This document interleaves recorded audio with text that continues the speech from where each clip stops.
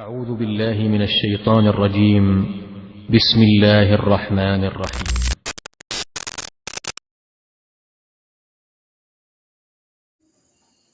بسم الله الرحمن الرحيم. السلام عليكم ورحمة الله وبركاته.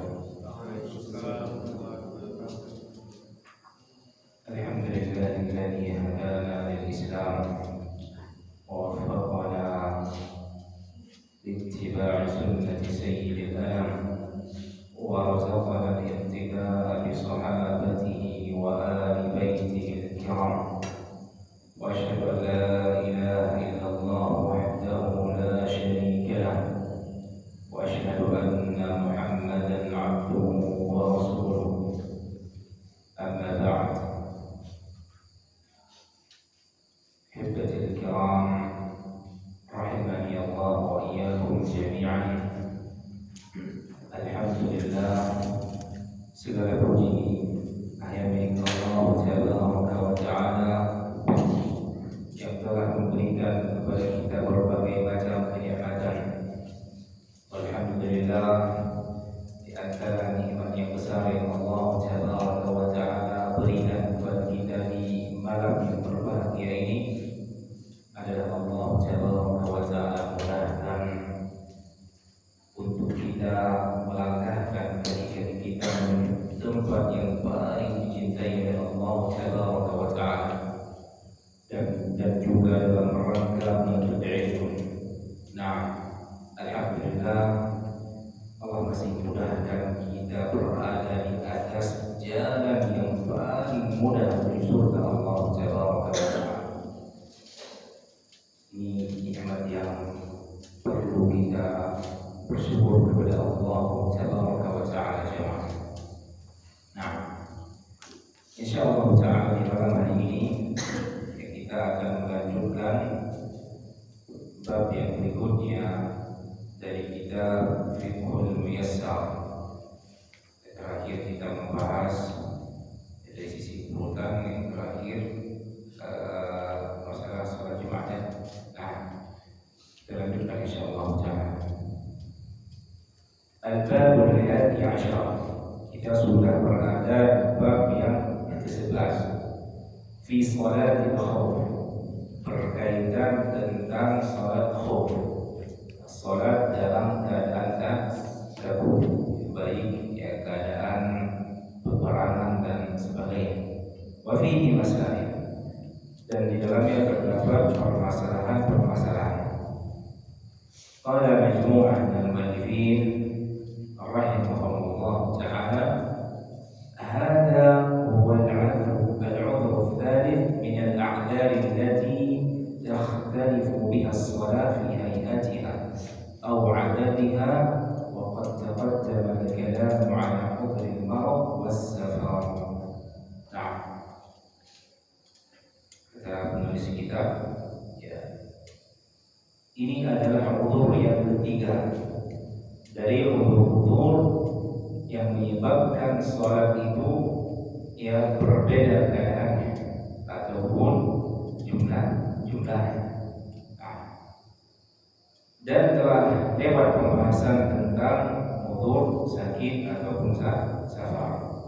Nah, ini udzur yang ketiga. Ya, udzur yang sebelumnya safar. Ya, safar menyebabkan sholat itu berubah apa ya? Ada bilangannya, dari sholat rubaiyah dikerjakan menjadi 2. Nah, adapun sholat khauf, ya, adalah udzur yang membuat sholat itu berubah tata cara penunaiannya. Nah, ya, al-khauf menyebabkan sholat itu berubah tata cara penunaiannya. Nah, alhamdulillah jemaah, agama kita adalah agama yang mudah. Nah, agama kita adalah agama yang mudah. Setiap kali ada masyaqqah, sesuatu yang payah, yang sulit, maka syariat datang memberikan apa? Keringanan. Syariat datang memberikan rukhsah. Nah, Nabi sallallahu alaihi wasallam, innama bu'ithtu bil hanifiyyati samhah, bagaimana disebutkan dalam hadis, yang diriwayatkan oleh Imam Ahmad rahimahullah taala. Aku diutus untuk menyampaikan agama yang lurus dan samha, agama yang mudah. Nah, syariat Islam adalah syariat yang mudah. Setiap ada masyaqqah, keberatan, syariat datang memberikan kemudahan bagi seorang hamba.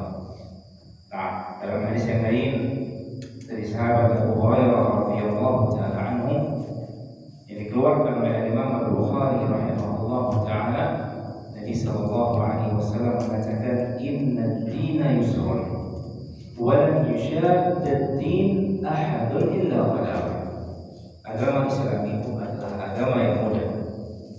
Tidak ada seorang pun yang membuat Islam itu menjadi sulit kecuali dia akan terkalahkan.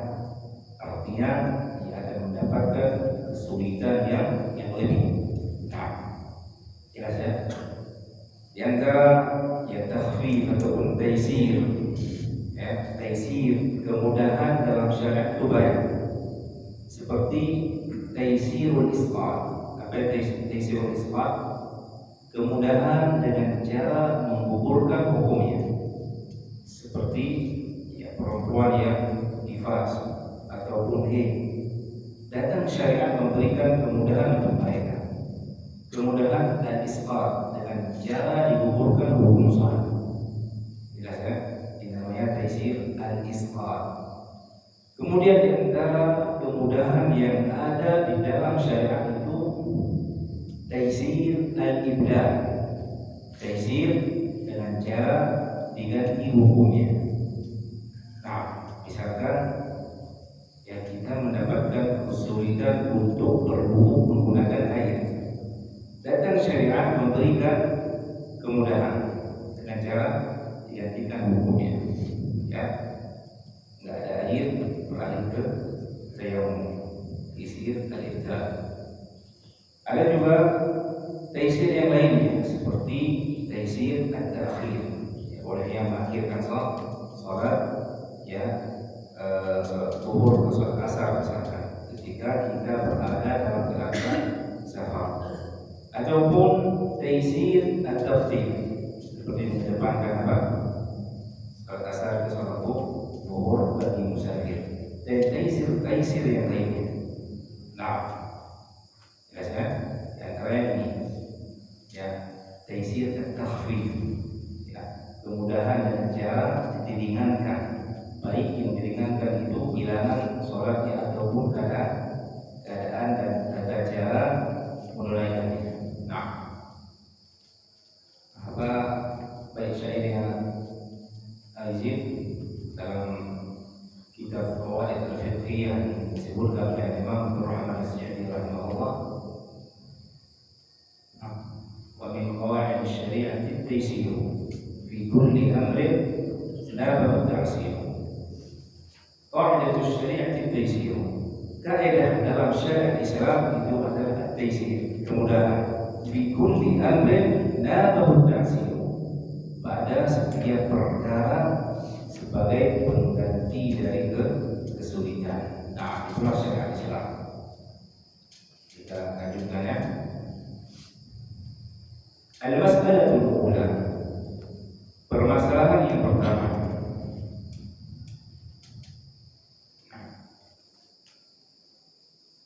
Hukmuha wa dalilu masyru'iyyatiha wa syurutiha atau masyrutuha.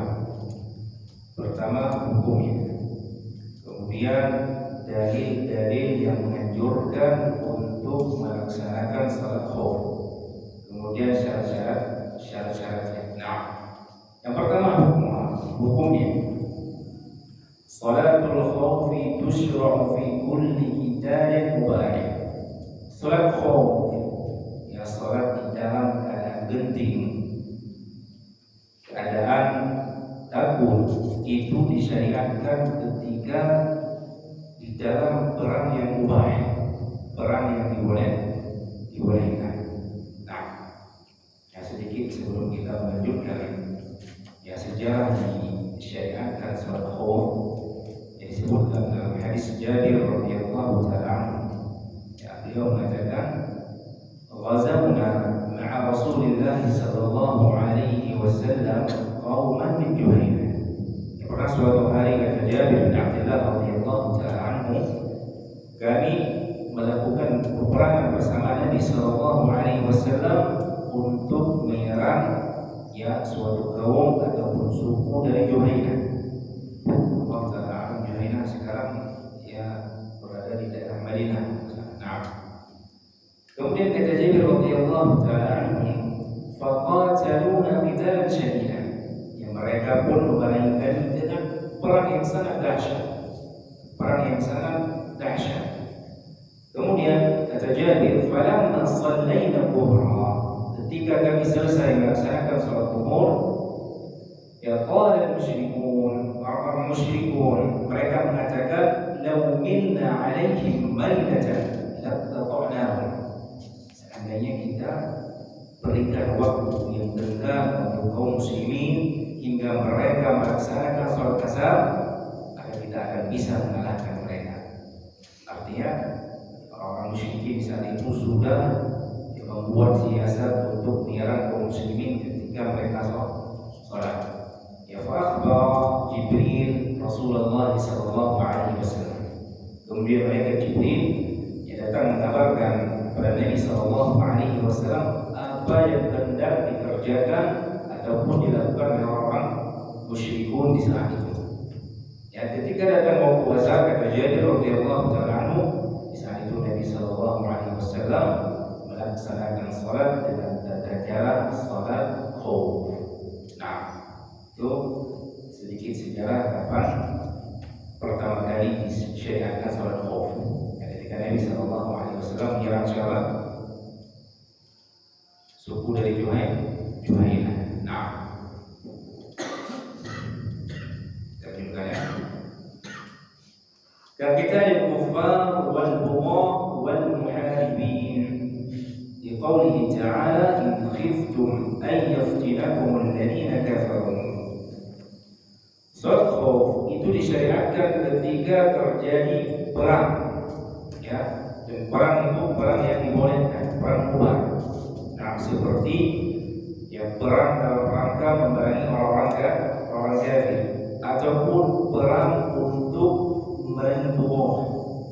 Buat itu adalah kaum muslimin yang mereka memberontak kepada pemerintah.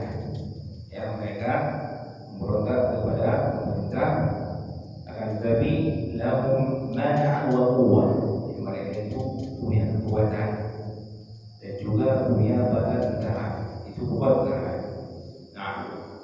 Mereka keluar dari ketaatan terhadap pemimpin muslim. Nah, apa bedanya sama Khawarij? Yang itu berbeda kuat sama Khawarij. Nah, kalau kuat mereka hanya yang memberontak, keluar dari ketaatan terhadap pemerintah muslim ketika mereka merasa mereka berada di atas kebenaran. Ketika mereka merasa pemerintah kaum muslimin tidak mengerjakan sesuatu yang hak, ataupun mereka menuntut sesuatu kepada pemerintah kaum muslimin dan tidak ditunaikan, baru mereka memberontak. Itu namanya bohong. Tapi ketika mereka diberikan haknya, sudah mereka berhenti.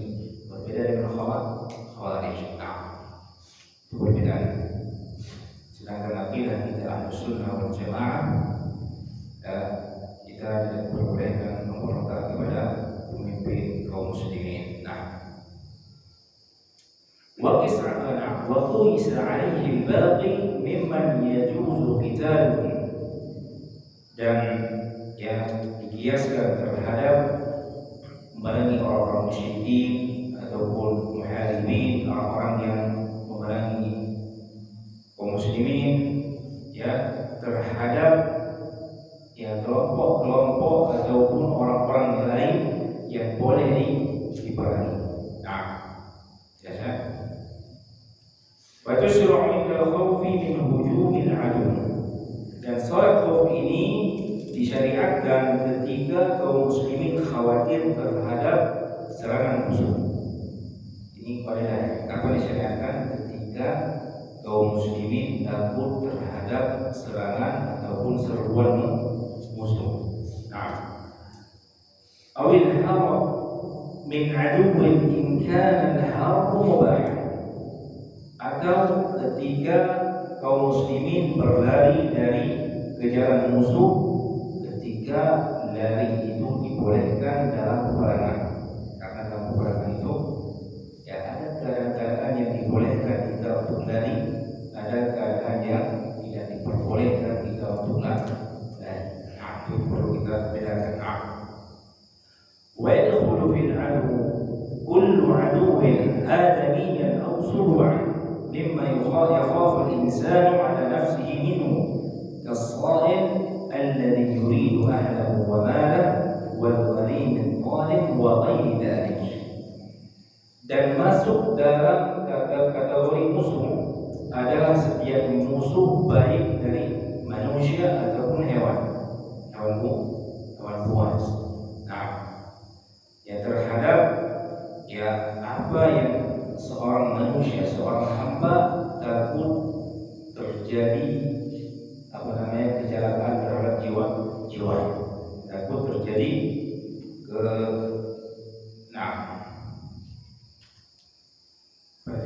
surga, takut terjadi sesuatu yang akan membahayakan jiwa. Nah, soal itu perampok.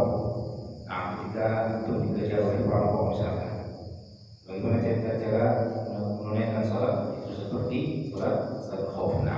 Ataupun di sini disebutkan perampok yang menginginkan harta ataupun keluarga. Wal gharim, dan juga orang yang memberikan hutang tapi dia zalim. Itu berhutang sama orang dia zalim. Senantiasa dikejar. Maka ketika antum berlari dari orang tersebut, ketika antum hendak salat, maka salatnya salat khauf. Kita rinci nanti tata cara dan keadaan-keadaannya insyaallah. Bisa dipahami ya? Dalilu masyru'iyyatiha. Kemudian pembahasan yang kedua, dalil yang berkaitan dengan disyariatkan salat khauf. Wa dalilu ala masyru'iyyatiha kitab was sunnah wal ijma'. Dan dalil yang mensyariatkan salat khauf adalah kitab Al-Qur'an, sunnah Nabi sallallahu alaihi wasallam serta ijma' sahabat Nabi sallallahu alaihi wasallam. Amma kitab dari Al-Qur'an قوله تعالى adalah firman Allah tabaraka wa ta'ala, wa idza kunta fihim fa aqamta lahum as-salah faltakun ta'ifatun minhum ma'ak وليأخذوا أسلحتهم فإذا سجدوا فليكونوا من ورائكم ولتأت طائفة أخرى لم يصلوا فليصلوا معك وليأخذوا حذرهم وأسلحتهم. Firman Allah Subhanahu wa ta'ala di dalam surat An-Nisa ayat 102. Kata Allah Subhanahu wa ta'ala, ketika engkau wahai Muhammad berada di tengah-tengah mereka dan engkau hendak mengerjakan salat bersama mereka kaum muslimin, maka hendaknya satu kelompok darimu mereka bangkit untuk melaksanakan salat, dan hendaknya mereka menyandang senjata-senjata mereka, pedang-pedang mereka.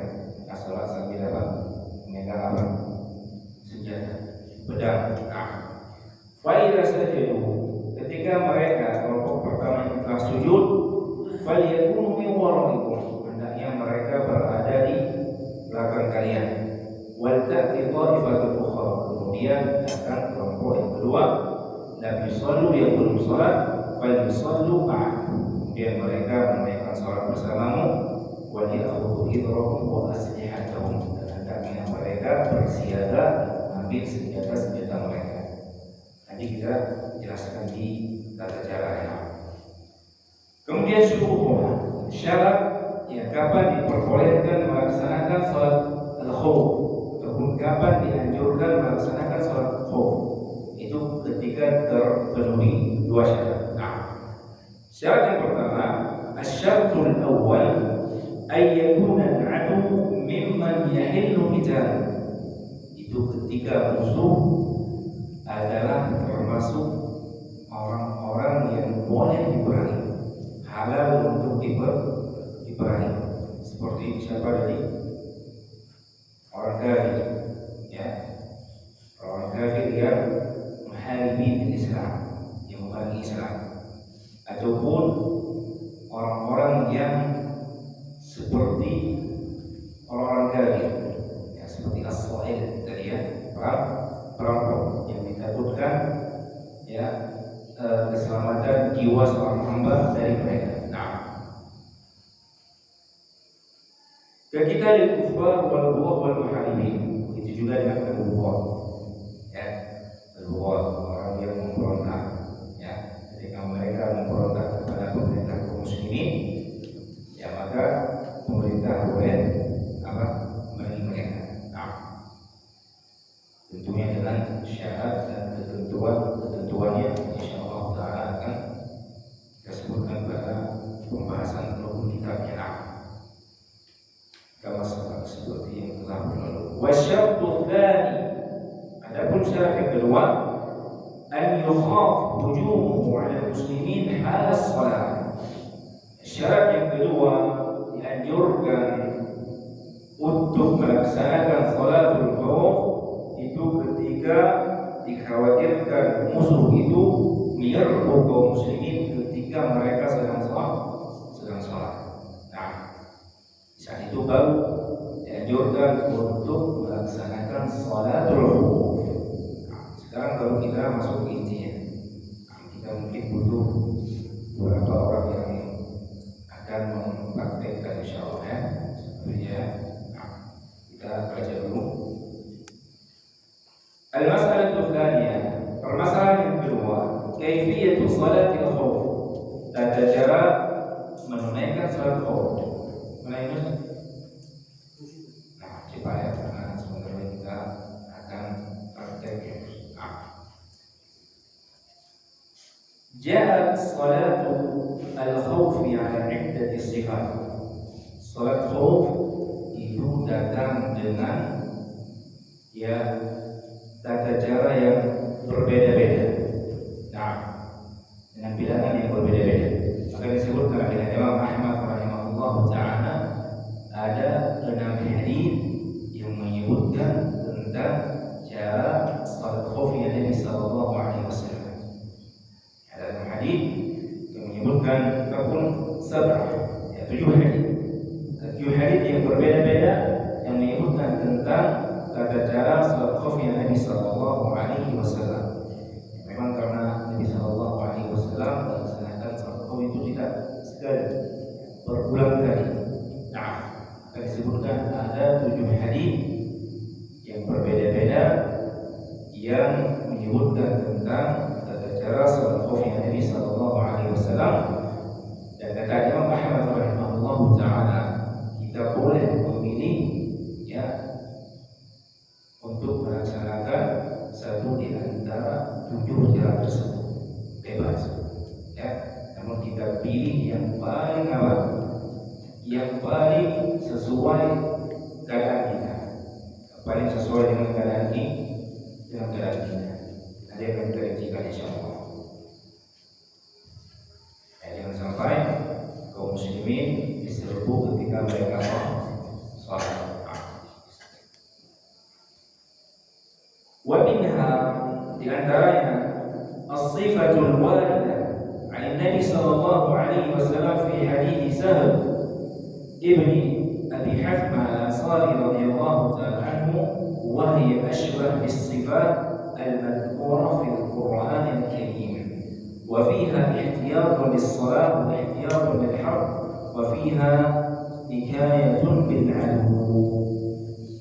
Di antaranya adalah tata cara yang disebutkan dalam hadis Sahl ibn Abi Hathma al-Ansari radhiyallahu ta'ala anhu, dan ini, ya, tata cara yang ada dalam hadis Sahl bin Abu Hathma itu persis dengan cara yang Allah sebutkan di dalam Al-Quran dalam surat An-Nisa ayat 112. dua yang telah kita bacakan tadi persis, ya.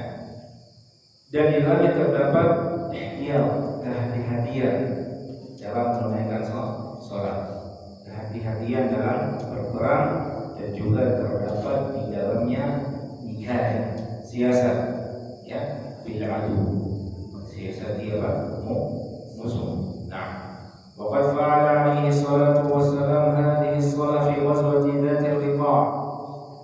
Dan Nabi sallallahu alaihi wasallam telah mengerjakan tata cara salatul khauf yang disebutkan dalam hadis, ya, Sahal bin Abu Hathmah ketika terjadi perang Dzatul Riqa'. Terjadi perang Dzatul Riqa'. Wa sifatuha kama rawaha Sahal, dan sifatnya tata cara yang kita baca dan kita praktek insyaallah. Anna qa'ifatan safat 'an Nabi sallallahu alaihi wasallam wa qa'ifatan rijalan 'adu.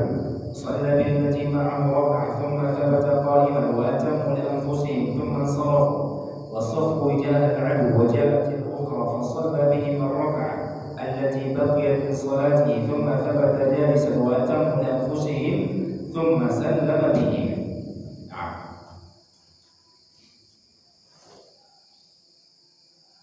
Mungkin kita praktekkan Ustaz Rijal, bisa diarahkan, ya, betul 5 orang cukup insyaallah.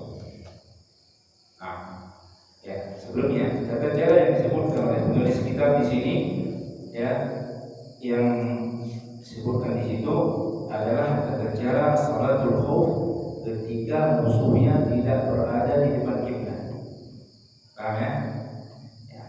Salatul khauf itu berbeda tata cara ketika musuhnya di arah kiblat ataupun di selain arah kiblat. Nah, beda tata caranya. Sekarang kita ingin mempraktekkan ketika musuhnya tidak di arah kiblat, ya, ketika musuhnya tidak berada di arah kiblat, seperti tata cara yang disebutkan dalam kitab. 5 orang, siapa 5 orang? Ya, kita buat 2 saf, ya, 2 kelompok. Yazid imamnya, mungkin bisa diarahkan kamera di sini, Ustaz Rijal.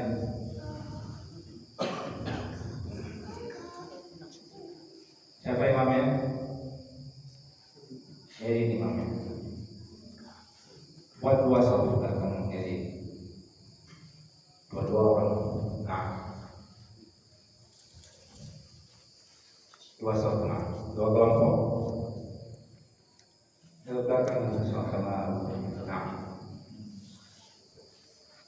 sekarang kita punya 2 kelompok. Yazid imamnya. Sekarang musuhnya di mana?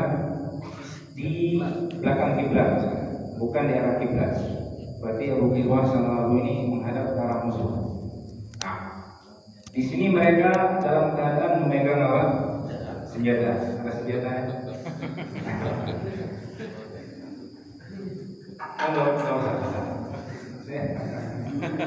Itu bisa senjatanya. Biar lebih mirip, ya.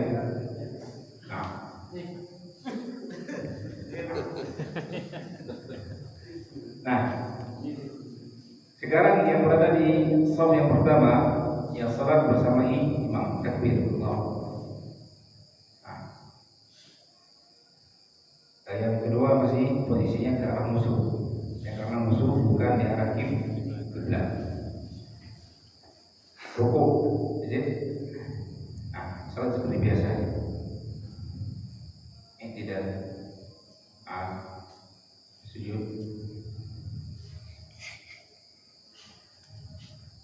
Seperti biasa.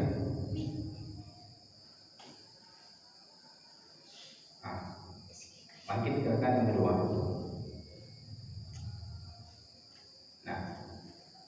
Bangkit di rakaat yang kedua ini, ya, ini mereka sudah sholat bersama imam 1 rakaat. Di rakaat yang kedua mereka nawau al-infirad, mereka meniatkan sholat sendiri-sendiri. Imam menunggu, imam tetap dalam posisi berdiri, ya, posisi berdiri di rakaat yang kedua. Sedangkan makmum, ya, kelompok yang pertama ini, yang mereka menyempurnakan sholat mereka sendiri-sendiri. Nah, sempurnakan 2 rakaat ya, sempurnakan. Nah, ya di sini imam dia harus memanjangkan bacaan di rakaat yang kedua. Selesaikan.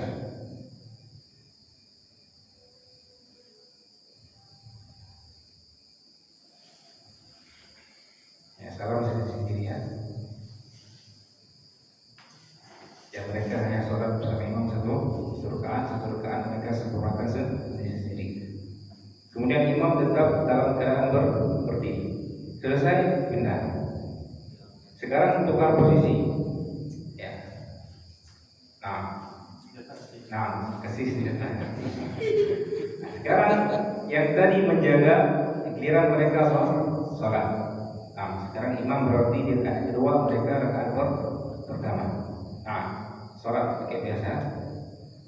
Enggak, jangan nunggu dulu. Tunggu mereka sholat dulu. Tunggu mereka takbiratul ihram, menggunakan Al-Fatihah baru rukuk.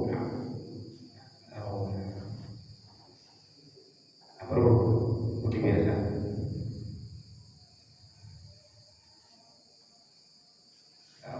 Suara terus.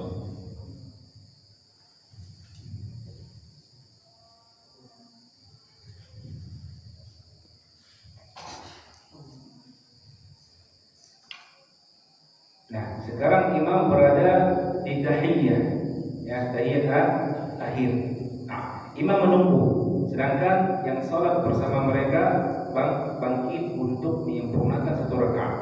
Bangkit dulu untuk menyempurnakan satu rakaat yang berikutnya. Imam jangan dulu salah.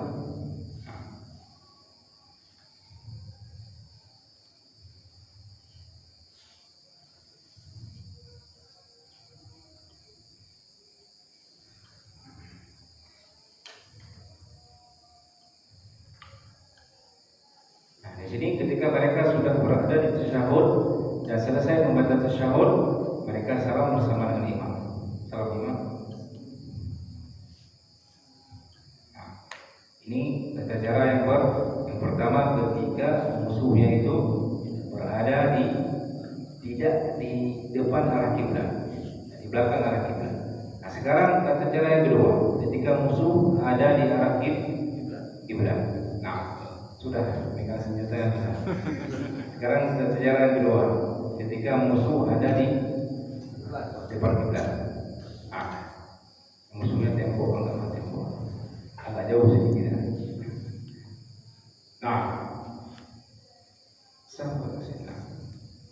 sekarang imam takbiratul ihram. Ya, imam membuat dua saf. Ini saf pertama, itu saf yang kedua. Kemudian mereka takbiratul ihram bersamaan. Artinya yang imam sholat untuk kedua saf. Nah, takbiratul ihram seperti ini. Yang kedua di belakang. Rukuk. I'tidal. Ya, ketika sudah berada dalam keadaan i'tidal, yang boleh sujud bersama imam itu adalah saf yang pertama.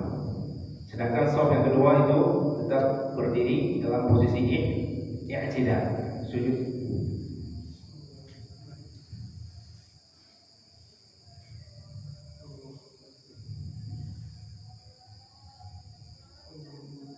Ya, sekarang masih rakaat yang pertama. Bangkit ke rakaat yang kedua. Ketika mereka sudah bangkit di rakaat yang kedua, ya, imam dan juga yang berada di shaf yang pertama.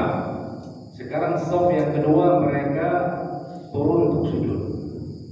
Imam menunggu. Shaf yang kedua turun untuk sujud. Dengan rukuk, dengan rukuk, langsung sujud. Tadi rukuk tidak, mereka tidak. Nah, bangkit. Sekarang mereka yang di shaf terakhir juga sudah berada di rakaat yang kedua. Sekarang yang kedua. Sekarang yang shaf yang pertama mereka mundur ke belakang, yang shaf belakang maju ke depan, dan dia. Nah, Di tata cara kedua. Nah, kemudian rukuk. Yang boleh rukuk jemaah di saf yang pertama, walaupun yang awalnya mereka berada di saf yang kedua. Sekarang mereka sudah di posisi saf yang pertama. Nah, rukuk.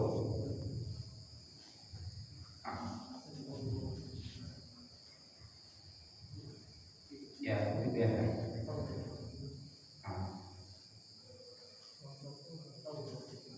Nah, ketika imam sudah berada di tasyahud, ya baru ya yang berada di saf belakang itu sujud.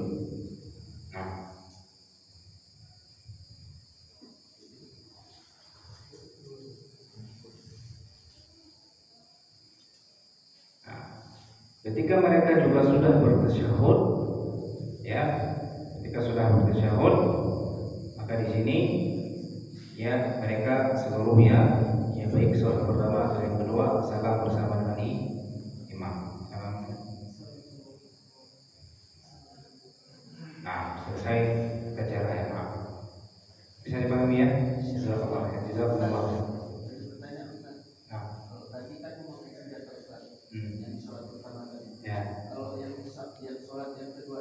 Tetap menenteng senjata, tetap pegang senjata. Taruh di bawah. Ya.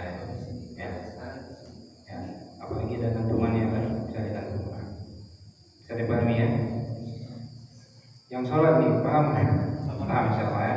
Nah, ini tata cara yang kedua ketika musuhnya berada di arah kiblat.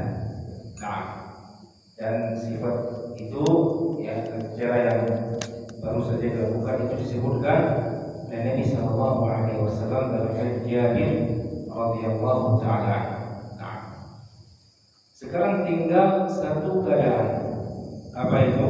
Ketika orang sedang berkecamuk. Ya tadi kita hanya khawatir musuhnya menyerang. Ya kita tahu musuh itu sudah di depan, tapi mereka masih belum menyerang. Nah, sekarang musuh sudah menyerang, musuh sudah di depan kita. Bagaimana kita cara melaksanakan salatul khauf? Kata Allah Subhanahu wa taala, "Fa in khiftum farijalan aw rukbanan." Kalau kalian berada di dalam keadaan genting, sangat takut, perang sedang berkecamuk, maka boleh melaksanakan sholat sedang berjalan ataupun dalam keadaan mengendarai kendaraan, ya, sambil naik kuda. Bagaimana cara sholatnya? Cukup diisyaratkan, ya, dengan anggota badan, ya, seperti ruku. Nah, yumihu imaan, cukup dengan isyarat. Nah, adapun jumlah rakaatnya itu satu rakaat. Kata Ibnu Abbas radhiyallahu taala anhu, faradallahu tabaraka wa taala ala as-salat ala lisan nabiyyikum sallallahu alaihi wasallam fi al-hadari arba'an wa fi as-safari rak'atain wa fi al-khawfi rak'atain. Ya Allah Subhanahu wa taala mewajibkan salat melalui lisan Nabi kalian sallallahu alaihi wasallam dalam keadaan muqim itu 4 rakaat, dalam keadaan safar 2 rakaat, dalam keadaan khauf takut itu 1 rakaat. Itu ketika perangnya itu sedang berkecamuk. Nah, saya paham ya. Nah, jelas insyaallah ya. Siapa tahu nanti kita berhadapkan dengan keadaan perang ya. Pilihan ini ilmu yang butuh untuk kita mengetahui. Nah, bagaimana dengan salat maghrib? Salat maghrib tidak boleh diqasar ya, tetap dikerjakan di 3 rakaat. Namun imam boleh melaksanakan 2 rakaat bersama salah satu di antara 2 kelompok. 2 rakaat, kemudian untuk kelompok yang kedua 1 rakaat. Nah, saya dipahami? Dan masuk waktu satu ya. Mungkin ada pertanyaan yang Kurang jelas. Pilot. Yang naik perang nih. Nah, dia seperti orang yang sedang naik kendaraan, ya. Pesawat itu kendaraannya. Jadi cukup dia dengan syarat. Nah, ini yang perlu kita garis bawahi. Kalau memang tidak bisa dikerjakan, ya tunggu selesai perang. Tunggu selesai, ya berhenti waktu yang penting. Nah, situ baru dikerjakan sholat. Nah, tunggu perang berhenti. Kalau memang tidak bisa, tidak mungkin dilakukan, tunggu sampai perang berhenti, kemudian sholat. Nah, bisa dipahami ya? Yang lain? Bagaimana dengan hukumnya Ustaz? Dengan hukumnya Ustaz? Nah, wudu, ya kita perlu sebelumnya kalau ada air kita perlu dengan air. Kalau tidak ya tayamum simpel. Nah, tinggal kita tepuk satu kali, ya bisa. Tepuk satu kali, kemudian kita ya usap ke wajah dan bagian atas kita. Nah, adapun menghadap kiblat, ya, kata para ulama di sini tidak disyaratkan menghadap kiblat. Kalau bisa itu diawali dengan menghadap kiblat. Ya, kita mulai sholat atau mulai dengan menghadap kiblat. Kalau tidak memungkinkan, ya di sini gugur hukum wajibnya menghadap kiblat. Nah, itu pendapat yang sahih. Allah Taala a'lam bishawab. Ya, di sini tidak disyaratkan menghadap kiblat. Dalam sholat khauf, ya tidak seperti sholat-sholat yang lainnya. Kalau sholat yang lainnya, ya syaratnya apa? Harus menghadap kiblat. Kalau sholat khauf itu tidak disyaratkan menghadap kiblat. Nah, kalau dia mampu menghadap kiblat, maka itu lebih afdal. Ibadah istiqbal. Nah, jelas ya? Ada yang belum jelas? Insyaallah bisa dipahami ya caranya. Nah, mudah insyaallah. Subhanakallahumma wa bihamdika, asyhadu an la ilaha illa anta, astaghfiruka